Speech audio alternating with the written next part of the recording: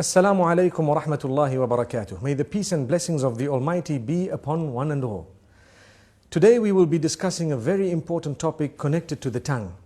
The tongue, as you know, is a gift of the Almighty. It is very small in size, but it can create so much havoc and it can cause so much damage that more than any other organ of the body. So it's important for us to know that the Almighty has created this tongue. You know, some scholars say so beautifully, He has put 32 guards that are so sharp around that tongue so that we think 32 times before we actually utter. And it's amazing how the tongue is so small, it moves 1,001 times in a minute up and down, and yet it does not get cut by these sharp knives around. This is the gift of the Almighty. So consider it a gift. Use it as a gift. And the reason we say this is to concentrate more on a specific department of the use of the tongue, and that is when it comes to those we mix with, beginning or starting with our wives, our husbands, our family members, our relatives, and then those we interact with, our friends and so on. What we should know is that the tongue has several different uses. One of them is to taste food, one of them is to speak, and there are so many other uses of the tongue that are there. Some we may know, some we may not know. It's amazing. However, remember, your respect as an individual is very closely connected to how you use the tongue. This is why the Messenger Muhammad, peace be upon him, says, every morning all the organs of the body call out to the tongue and say, fear the Almighty regarding all of us. It is through you that we are known, so be careful what you say. Amazing. Which means I have hands, I have legs, I have a brain, I have eyes, my whole body, my entire image, my identification. I am known as a good or a bad person based primarily on how I use my tongue. Have we ever thought of that? So if I use it correctly, I will be known as an upright individual. If I lie and swear, use vulgar language, scream and shout, they will know me as a bad person. But my legs have not committed a sin, my hands have not committed a sin, my hair and all the other parts of my body have committed no sin. The sin is committed by the tongue.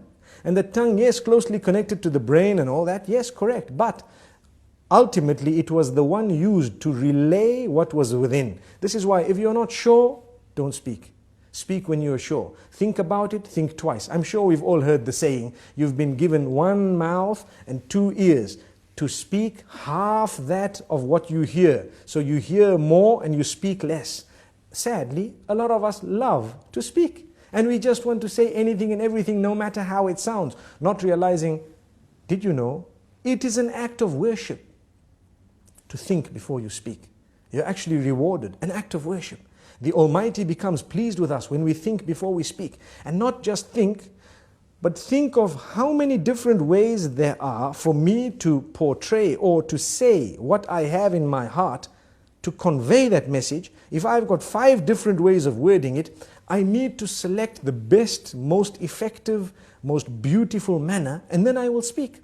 And if I speak using that best and most effective manner, I will automatically be able to please my Maker, and I will definitely cause or create lots of harmony and peace in my surroundings. So very importantly, let's use the tongue correctly. Number 1. Number 2 is not only the selection of words, the tone as well. Very closely connected to that. Some people scream and yell, they shout. Shouting will reduce your respect. The more you yell, the less people respect you. The next time you say something, nobody will want to listen to you because you're used to screaming. And this is the whole reason that we say, speak with a tone that is audible, but a respectable term, meaning respectful tone. You will find, and I'm sure we've all seen this, when someone has a habit of speaking with a calm tone and always relaxed, you will notice immediately that the minute they open their mouths, everyone is silent and listening. Whereas when you have another who's always yelling and screaming, everybody's yelling and screaming with them. No one knows whether they are serious or not serious. And imagine if you hear a person yell or scream who has never ever done that in his or her life. Automatically you would know that this is something very important because this person does not use this type of language or does not scream. Amazing. So this is the importance of the use of the tongue, how it gives the whole image of who we are just by its use. Sometimes a whole company can come crashing because of a CEO making one statement that is negative or bad. And there are examples of that in history where we've seen this happening because of the abuse or misuse of the tongue. The same way, a man who has always been respected can lose all his integrity within a split statement because of how bad it was and how evil it was. So we need to be careful. You are known by your tongue. Let us be careful how we use this tongue. We'd like to give a few more examples.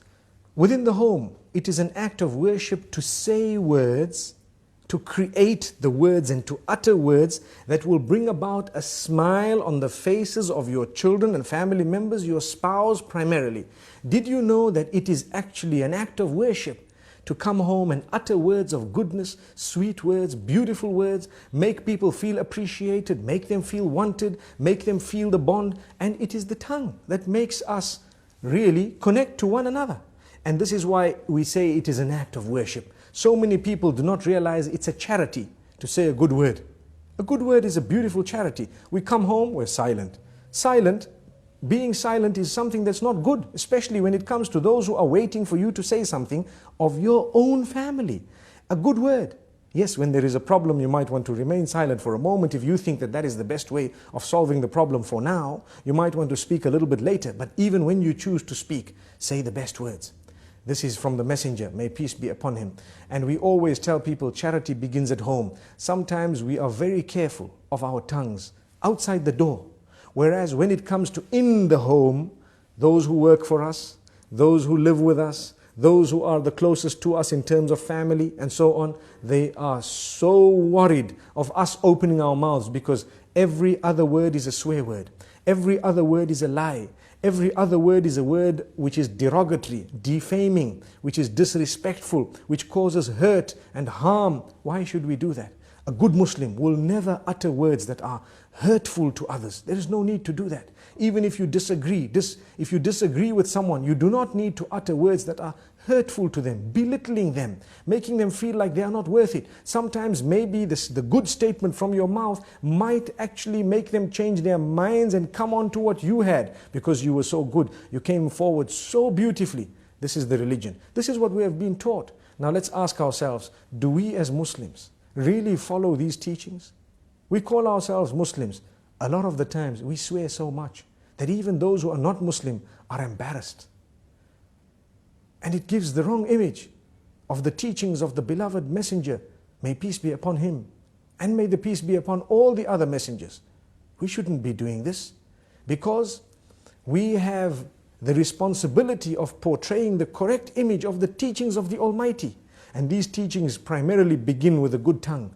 The messenger, when he was sworn, he did not swear back. He never swore back. The swear words never came out of his mouth. He says, a true believer is not he who is vulgar, is not he who speaks hurtful statements, is not he who lies, is not he who utters words that are hurtful to people, words that are incorrect, unjust. So we need to learn from this. Let us learn to be honest, tell the truth. For indeed, to lie would be a burden on the shoulders. And it would be a very, very grave burden on the day of judgment.